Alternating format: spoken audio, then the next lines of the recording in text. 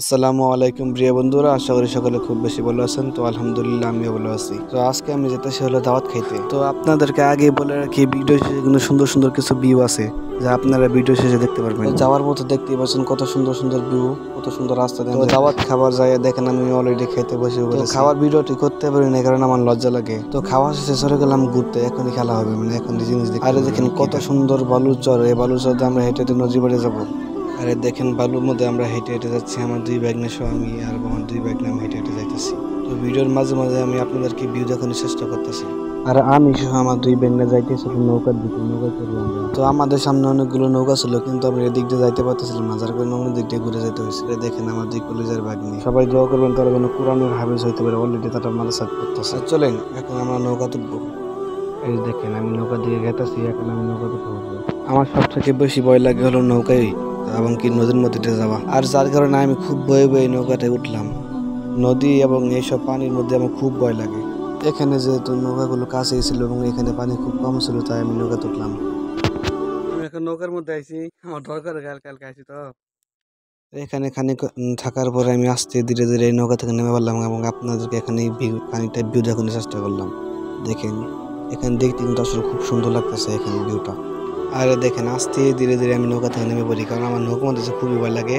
আর বন্ধুরা চলেন সরাসরি চলে যাবো এখন নদীর পাড়ে। দেখেন আমরা নদীর পাড়ে এখানে এসে পড়েছি। আর দেখেন মারাত্মক লেভেলের ভিউ এখানে। দেখেন একটা লোক নৌকা দিয়ে দিয়ে জাল দিয়ে এখানে মাছ ধরতেছে। মানে আপনাদেরকে কি বলবো, ওনার মাছ ধরা দেখে আমার ভয় লাগতেছিল। একদম নৌকার সামনে বসে উনি মাছ ধরতেছিল। তো আপনারা এখন একটু সিনেমাটিক ভিউ দেখেন।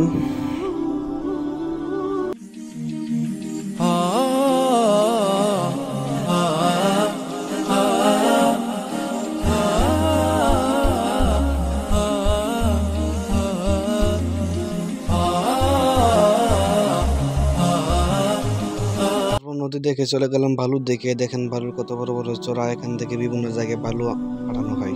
তো বালু টলু দেখার পর সোজাসুজি চলে আসলাম বাড়িতে। ভিডিওটি যদি ভালো লাগে লাইক কমেন্ট এবং শেয়ার করতে ভুলবেন না এবং পাশে থাকবেন।